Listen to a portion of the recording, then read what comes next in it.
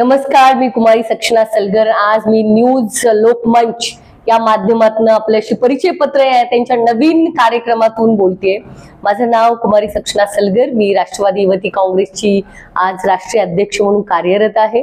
गेली 2012 पासून मी आदरणीय सुप्रियाताई, देशाचे नेते आदरणीय पवार साहेब यांच्या नेतृत्वामध्ये राष्ट्रवादी काँग्रेस पार्टीमध्ये काम करत होते। मी जिल्हा परिषदची 2दा इलेक्शन लढलेलं आहे। 2012 ला मी पहिलं जिल्हा परिषद इलेक्शन 13 गटातून लढलो होतो आणि 2017 ला अक्काबाई पाडुळी या मतदारसंघातून दुसरं जिल्हा परिषद इलेक्शन लढलं होतं आणि मी डिस्ट्रिक्ट प्लॅनिंग कमिटीला मेंबर होते, जिल्हा परिषद मेंबर म्हणून मी काम केलेलं आहे। आणि माझं स्वतःचं शिक्षण, मी इंजिनियर आहे, बेसिकली इलेक्ट्रॉनिक्स टेलिकम्युनिकेशन्स मध्ये मी पदवी घेतलेली आहे। I got distinction in that, तेव्हा मला डिस्टिंक्शन मिळालेलं। 2011 ची मी पास आउट आहे आणि डॉक्टर बाबासाहेब आंबेडकर विद्यापीठाची मी विद्यार्थिनी आहे।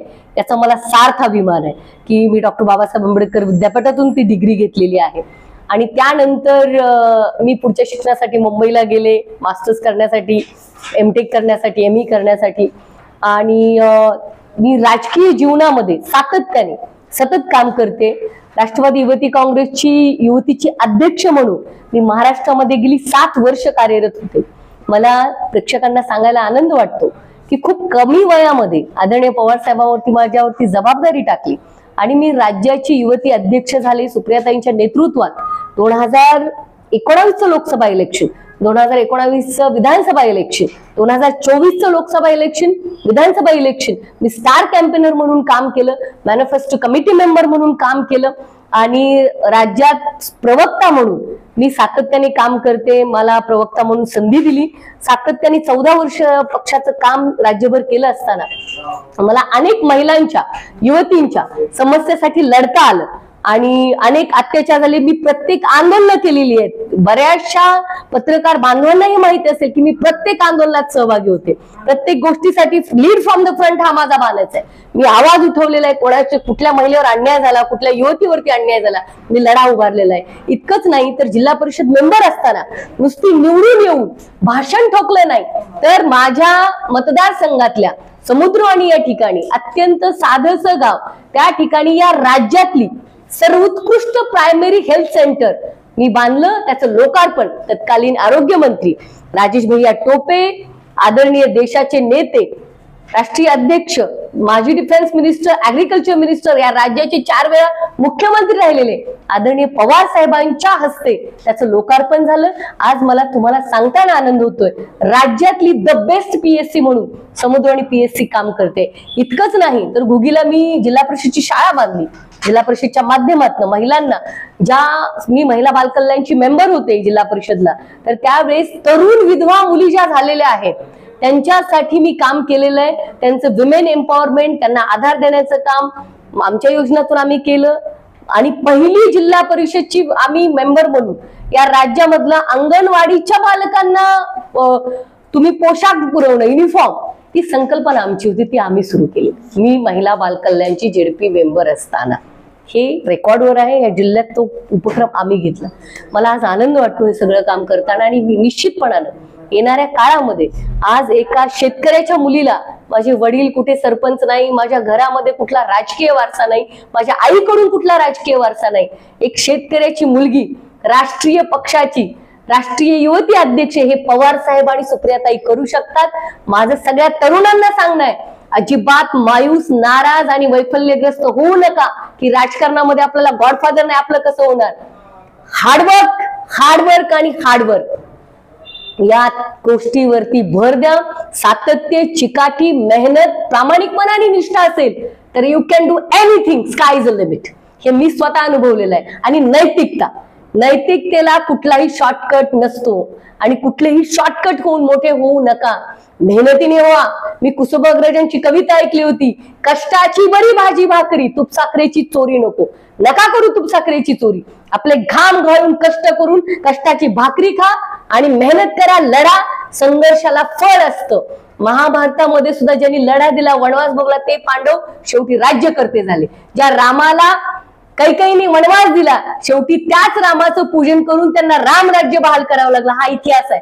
त्यामुळे आपल्याला संघर्ष आला होता, तो ऍक्सेप्ट करा, लढा, बी अ फायटर। थँक्यू। जय हिंद, जय महाराष्ट्र। राजकीय सगळ्यात वाईट अनुभव आणि सगळ्यात चांगला अनुभव? मला जेव्हा मी जिल्हा परिषदला निवडून आले होते तेव्हा खरंच आज तुम्ही विचारताय तर मी शेअर करू इच्छिते. मला दुःखाचं वाटलं होतं की एज्युकेटेड लोकांना चेअर मिळत नाही आणि तिथे ज्यांना शिक्षण नाहीये, ज्यांचं प्राथमिक शिक्षण पण अपूर्ण असतं आणि ज्यांना ते खुर्चीत बसून काम करायची तेवढी इच्छा नसते, त्यांना खुर्च्या दिल्या जातात. आणि जे हुशार आहेत किंवा जे अभ्यासू आहे, ज्यांचं शिक्षण आहे, ज्यांची करण्याची खूप ओढ आहे, त्यांना मात्र जिल्हा परिषद मध्ये माझा आलेला अनुभव, आता ते नेते भाजपामध्ये, त्यांनी मला संधी दिली नाही तेव्हा मला फार वाईट वाटलं होतं. स्थानिक तरुणी तुमच्याकडे काय कसं वाटतं तुम्हाला? मी त्यांना एकच सांगेन, मी कधी हार मानली नाही. माझं लढणं मी पसंत केलंय. आजही आम्ही सत्तेत नाहीये राज्यामध्ये, मला त्याचं दुःख नाही. उलट जनतेसाठी कोणीतरी लढणारा शिपाई त्यांना पाहिजे असतो, कोणीतरी सोल्जर त्यांना पाहिजे असतो. तर बी अ सोल्जर. तसं तुम्ही शिपाई व्हा, लढा, चुकीला चूक म्हणा आणि योग्यला योग्य म्हणा. ही ज्याच्यामध्ये हिंमत आहे, हा संविधानाचा आदर आहे. डॉक्टर बाबासाहेब आंबेडकरांनी एवढं संविधान या देशाला दिलं, परंतु जिथं सरकारमध्ये त्यांना चुकीचं वाटलं तर त्यांनी राजीनामा दिला होता. सरकारमध्ये असताना, कायदेमंत्री असताना. हे देशाला आणि जगाला उभ्या माहितीये. त्या बाबासाहेबांच्या विचारांची मी पाईक म्हणून सांगते, चुकीला चूकच म्हणा आणि बरोबरला बरोबर म्हणा, तर तुमचं इतिहासात नोंद घेतली जाईल. कुठल्याही शक्तीला दिपून तुम्ही त्यांना मुजरे करणार असाल तर हे चालणार नाही, हे टिकत नाही, हे शाश्वत नाही. हेच सांगा, बी अ फायटर.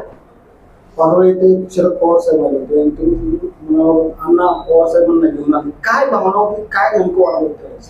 हे पहा, मी कुठलीही वारसा नसलेली मुलगी आणि एक मुलगी आदरणीय पवार साहेब तत्कालीन तेव्हाचे राज्यातले cabinet ministers, state ministers, MLAs, MPs, Rajya Sabha MP, MLCs, एवढे सगळं कार्यक्रम 10 ते 15,000 शेतकऱ्यांचा मेळावा मी ऑर्गनाईज केला होता 6 मार्च 2022ला.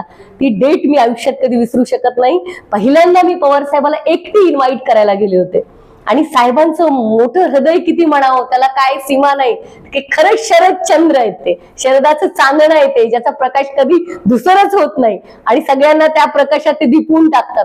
त्यांनी मला सहज म्हणलं, सक्षणा मी 6 मार्चला तुझ्या मतदारसंघात नक्की येईल. त्यांनी हा विचार नाही केला की ही मुलगीकडे कारखाना नाही, ही मुलगी कुठली चेअरमन नाही, ह्या मुलीकडे काय आहे काय, फक्त विश्वास की कार्यकर्ती तरुण मुलगी काहीतरी करते, तिचं कौतुक करायला जाऊ. हे एक बापाच्या हृदयाचं त्यांचं मन त्यावेळेस होतं. ते माझ्यासाठी आले. माझ्या वडिलांना असं वाटलं, माझे वडील शेतकरी आहेत, साधे आहेत, कधी ते मुंबईला माझ्या पार्टी ऑफिसला कधी गेलेले नाहीत, माझी आई कधी नाही गेलेली.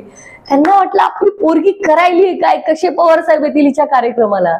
आणि एके दिवशी रात्री मला म्हटले, सक्षणा तू का उठा ठेवा करते? अगं लोक म्हणतात पवार साहेब येत असतात का तुमच्या कार्यक्रमाला, तुझं मन नाराज होईल, आपण नाही तेवढी मोठी माणसं, आपल्याकडे काय आहे. पण त्या दिवशी साहेब आले, माझे वडील सगळ्यात लास्ट बसले होते खुर्ची घेऊन झाडाच्या जवळ. मी त्यांना म्हटलं, बघा मी तुम्हाला म्हणलं होतं ना पवार साहेब येणार आहेत, आले पवार साहेब.